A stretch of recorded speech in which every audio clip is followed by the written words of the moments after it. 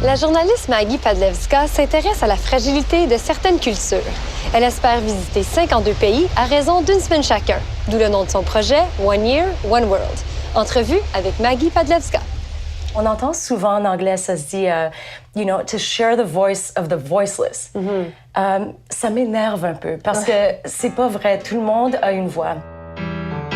It's always better to have foreign correspondents. That is a major problem. L'importance de cette opération-là en termes. Wow, check that out.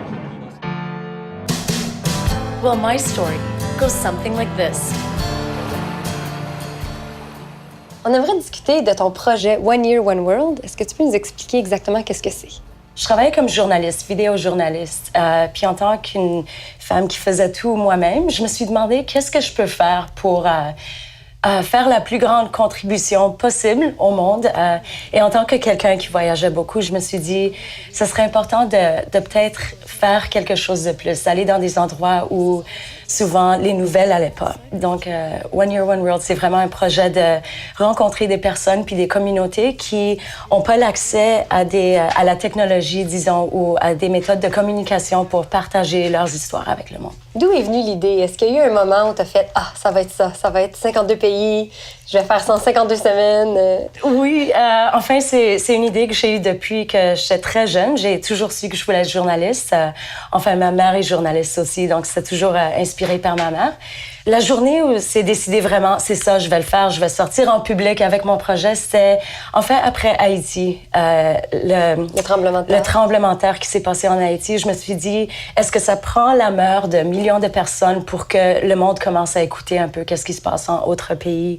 Puis ça m'a fait beaucoup de peine. Puis je me suis dit, j'ai eu beaucoup de collègues qui ont travaillé à Haïti, puis ils me disaient souvent les problèmes de Haïti. Puis je me suis dit, ça devrait pas prendre un désastre de cette magnitude pour que le monde écoute, pour qu'on y aille en tant que les médias.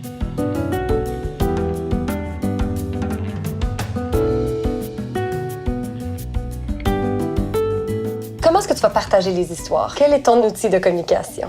Pour moi, c'est vraiment...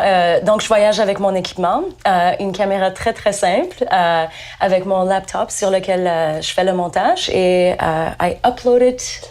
Oui, télécharge. Je le télécharge à l'Internet. Donc, l'objectif, c'est juste que ça soit le plus accessible que possible.